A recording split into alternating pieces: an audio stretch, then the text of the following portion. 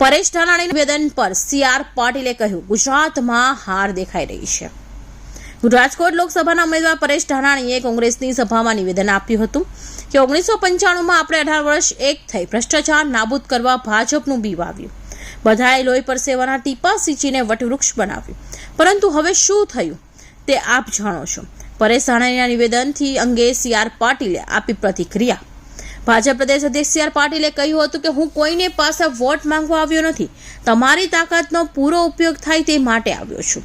પરેશ ધાનાણીના નિવેદન અંગે સી.આર. પાટીલે પ્રતિક્રિયા આપી હતી કે કોંગ્રેસના નેતાઓ દ્વારા બફાટ કરાઈ રહ્યો છે. ગમે તે સમાજ માટે મન ફાવે તેવા નિવેદન કરવા કોંગ્રેસનો સ્વભાવ છે. ગુજરાત અને દેશના રાજાઓ વિશે કોંગ્રેસ અભ્યાસ કરવો જોઈએ.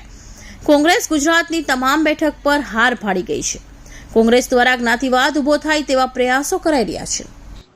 કે જેમણે પટેલ અને ક્ષત્રિય સમાજ માટેના જે શબ્દો કહ્યા છે, તો આ પટેલ સમાજના પણ સરદાર વલ્લભભાઈ પટેલ જેવા આગેવાનો કે એમણે અખંડ ભારતની રચનાનો કોઈને યશ જતો હતો એકમાત્ર સરદાર વલ્લભભાઈ પટેલને જાય છે. આવા મહાન પુરુષો જે સમાજમાં જેમણે જન્મ લીધો છે અને અલગ અલગ ક્ષેત્રમાં સમાજે પણ જે રીતે પોતાનું યોગદાન આપ્યું છે, અને એવા સમાજ માટે આવી હલકી વાત કરવી એ એમને શોભતું નથી.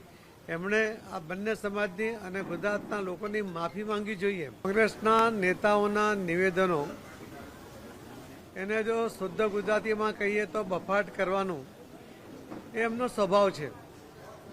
આજે જ્યારે એમને ભીત ઉપર એમની હાર દેખાઈ રહી છે, ગમે તેવા નિવેદન કરવા, ગમે તે સમાજ માટે ગમે તેવા શબ્દ પ્રયોગ કરવા એ એમનો સ્વભાવ રહ્યો છે.